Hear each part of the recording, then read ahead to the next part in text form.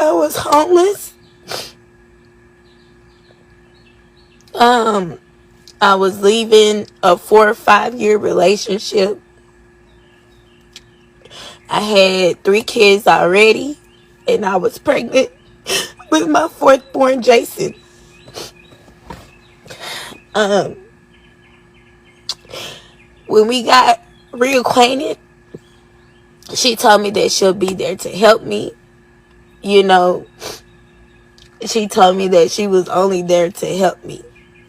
After I had Jason, it was just like I was just set up from the beginning. She was not there to help me. She was actually there to take my child. And she did everything that she could to get what she wanted, her and her husband. From constantly telling me that I didn't have my son for myself, to backing me in a corner in her office at her home when they stayed in Grand Prairie, her and her husband Brandon, and telling me that if I did not give my son to them, that they would take him from me. Making me feel like I was inadequate to take care of one child, although I already had 3 kids. Making it seem like she was there to help me, but the whole time she was planning and conniving to take my son Jason. After I had my son Jason, because while I was pregnant with Jason, I was depressed. Mentally, physically, spiritually, I was fucking depressed. You understand what I'm saying? So when I had Jason, I went into postpartum depression. I never dealt with that in my whole entire life or having children. I never dealt with postpartum depression. I didn't know what it was. I didn't know how to deal with it. I just know that I was dealing with it. You know, and she took that and she prayed on my vulnerability to the point where she had me in front of a fucking MacBook recording and asking me questions, talking about it was counseling, but it wasn't counseling, because later on down the line, a few years later, she would then use that evidence against me in court when I went to fight for my son. Okay? She used that shit against me. Okay?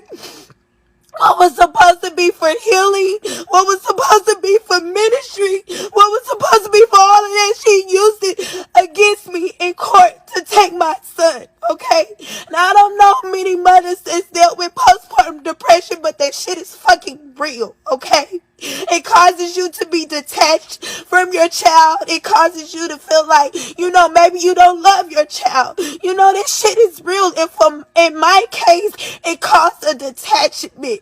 Not that I didn't love him, but I didn't feel close and connected with him because of the postpartum depression, not because of who I am as a mom. And that bitch prayed on that shit.